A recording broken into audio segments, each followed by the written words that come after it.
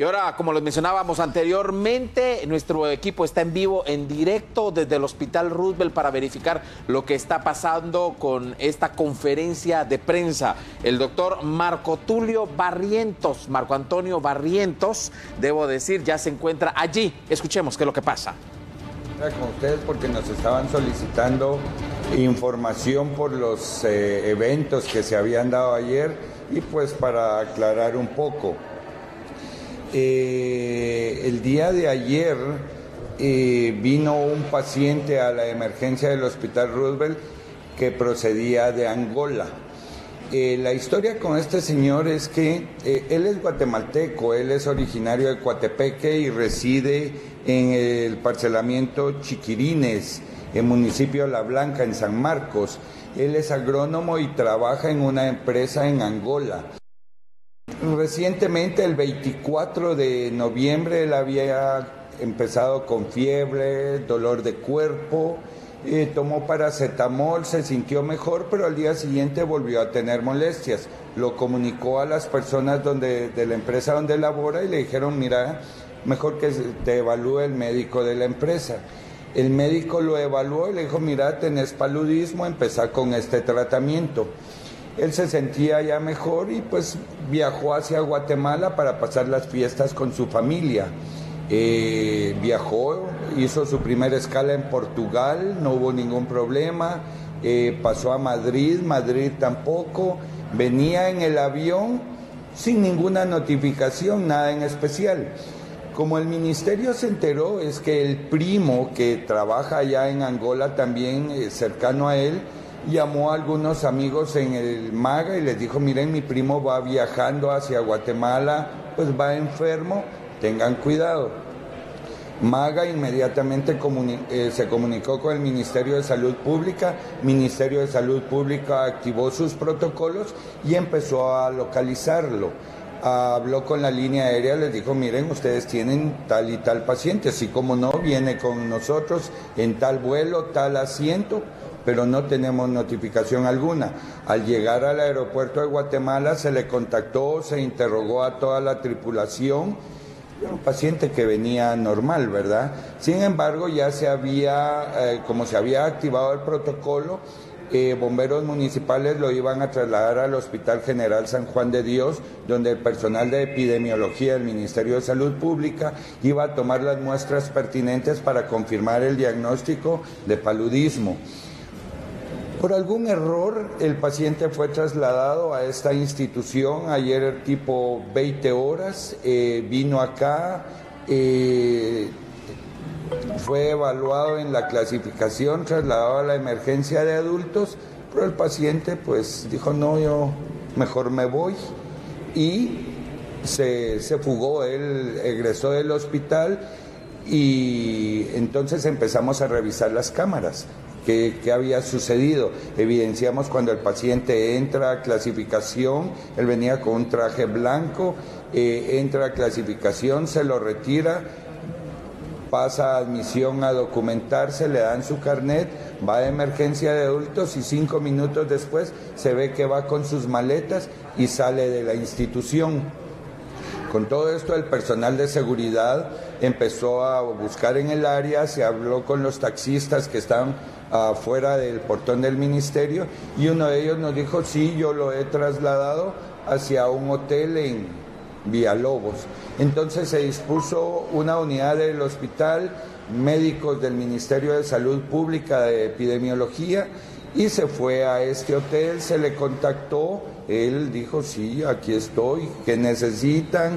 Se le habló qué tenía que hacérsele y fue trasladado al hospital de Escuintla, donde ya se le tomaron las muestras de sangre, se llevan al Laboratorio Nacional ahorita en la mañana para confirmar el diagnóstico de paludismo. Se había dicho que era malaria. Malaria o paludismo sí es lo mismo. Solo que para acá, claro, entonces esta persona es de nacionalidad guatemalteca. Es nacionalidad guatemalteca, él reside en San Marcos.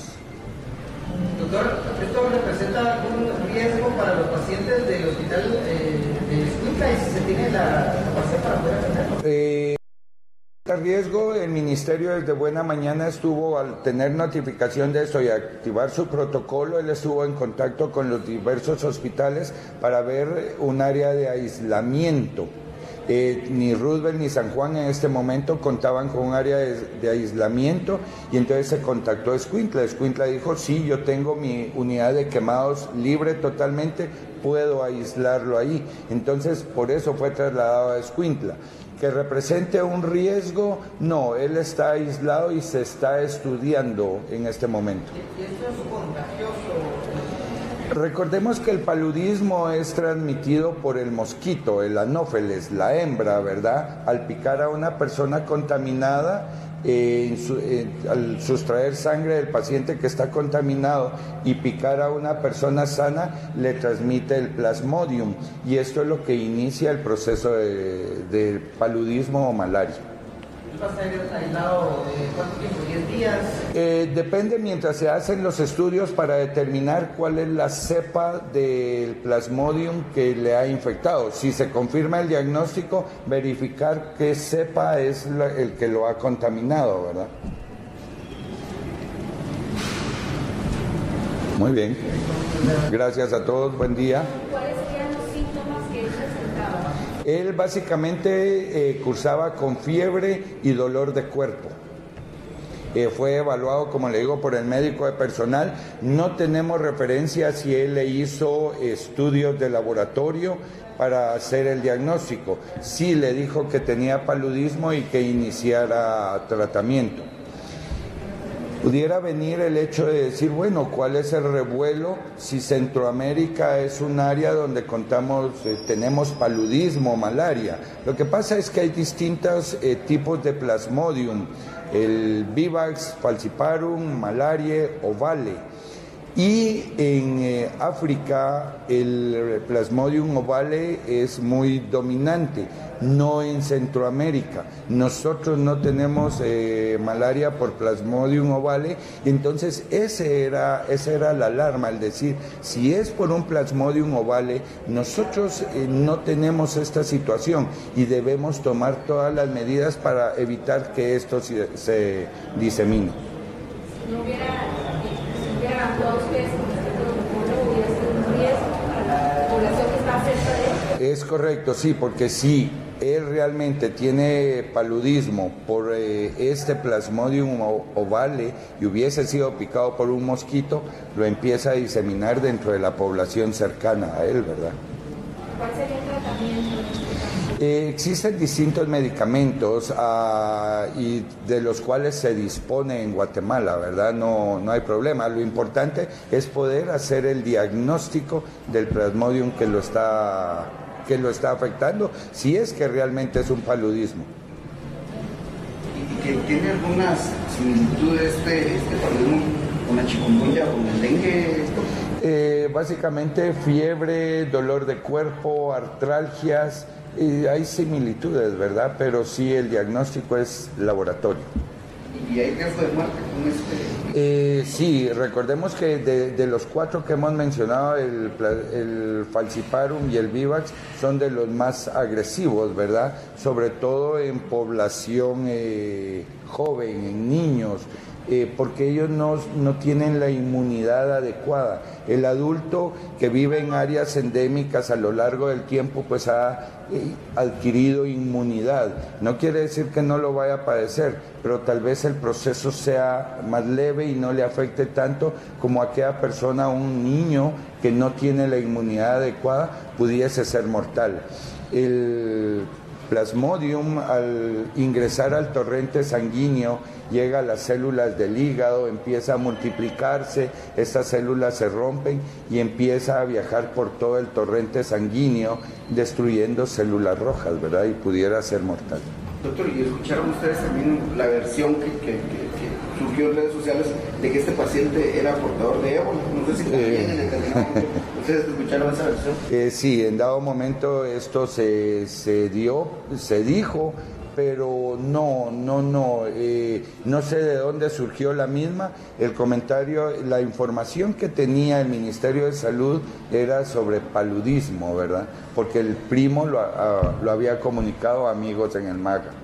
¿No habían llenado dado caso se llega a una Guatemala, un caso de ébola, sino que los centros médicos tienen la capacidad para darle una asistencia médica a una persona que pueda tener este tipo de enfermedad. Hace un tiempo recuérdense que hubo posibilidades de ébola y empezamos a prepararnos. Se tiene el equipo en cada uno de los hospitales.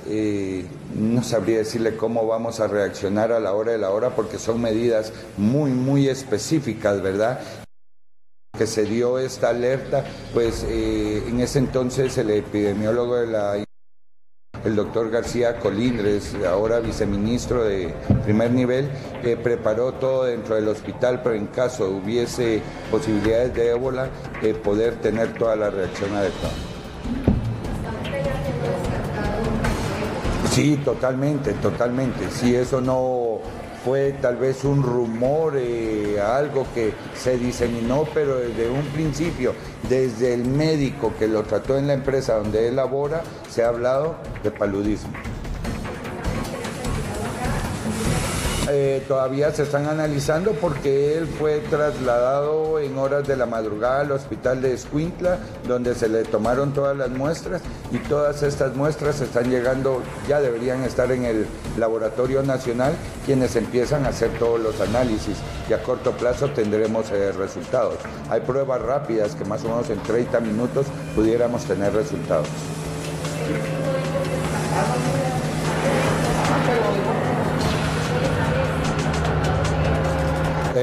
No, o sea, ébola queda descartado totalmente, en ningún momento. Hablamos paludismo. Doctor, y la figura, o sea, cuando él se retira aquí, ustedes lo tienen como una fuga. Sí, él se retiró sin decir nada, él dijo, bueno, él incluso estaba un poco molesto ayer porque dice, bueno, miren, ¿por qué me hacen esto? Si yo solo tengo fiebre, me duele un poco el cuerpo y me siento bien, pero por seguridad nacional el ministerio activó sus protocolos para evitar cualquier problema de mayor magnitud en la población. Doctor Barreto, otra cosa también. Ayer se aprobó el presupuesto en donde pues, se aprueba también el incremento al sistema de salud de médicos, ¿verdad? ¿Cómo sigue la situación del hospital Roosevelt en este aspecto de enfermedad? Yo no he tenido comunicación con la Junta Directiva aún. Esta semana es el Congreso Nacional de Medicina, todos los médicos asisten al mismo a nivel nacional, ¿verdad? Para educación médica continua y son horas crédito que es un requisito que todos debemos llenar para poder ser colegiados activos. Yo tengo que hablar con ellos. Nosotros estamos en el supuesto de que si esto ya se aprobó, va en camino, lleva los procesos, pues ellos seguirán los pasos de cómo va la distribución de este presupuesto que adjudicaron, ¿verdad? Porque todo esto tiene que haber una reorganización, ver cómo están todas las plazas y llevarlo a ONSEC para que ONSEC lo autorice. Lleva un proceso, ¿verdad? Entonces asumo que ellos le harán seguimiento a esto y esperamos se pueda restablecer la consulta.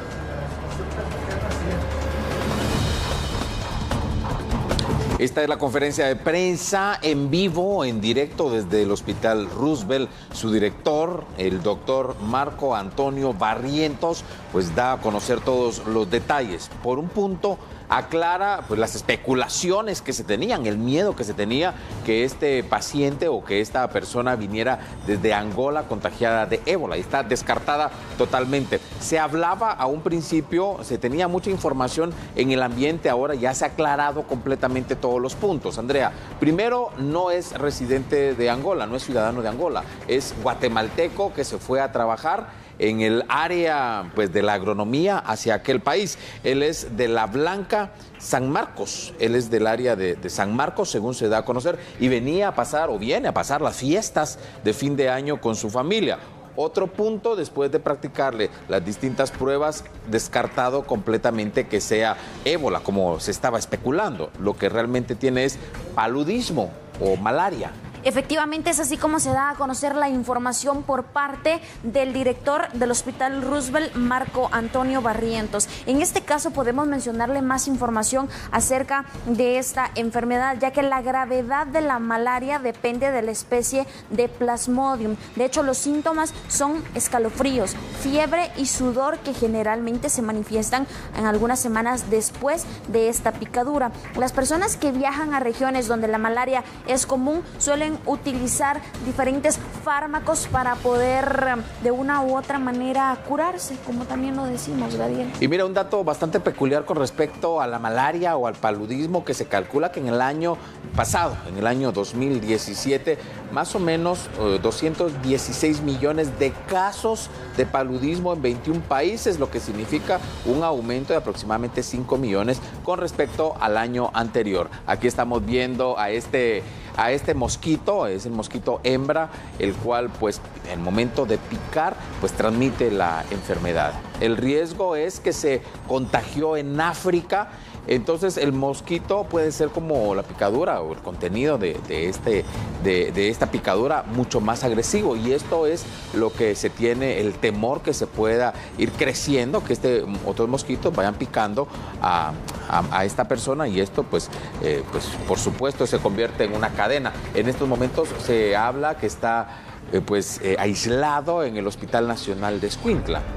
Efectivamente, es esta la información que se tiene, pero ¿cómo se puede prevenir la malaria? Mantener limpios los desagües y drenar las depresiones de terrenos, rellenar los charcos, mantener limpia y protegida con sedazo la letrina, las ventanas o cualquier tipo de material que pueda generar el criadero de zancudos. Es de esta manera como se da a conocer la información, Gadiel. Ya los guatemaltecos podemos estar tranquilos al saber de que esto no representa ningún peligro, pero sí, esperamos que se recupere pronto. Esperamos que se recuperen pronto, y mire usted, tremenda bienvenida la que le dieron en Guatemala después de varios meses de estar fuera de su país, y por supuesto todo esto es por prevención, por prevenir no solamente a él, sino pues a todo el sector. Recordemos que él se va hacia el interior de la República, y también pues los zancudos, los mosquitos están a la orden del día en todos puntos. Vamos a una breve pausa, 8:28.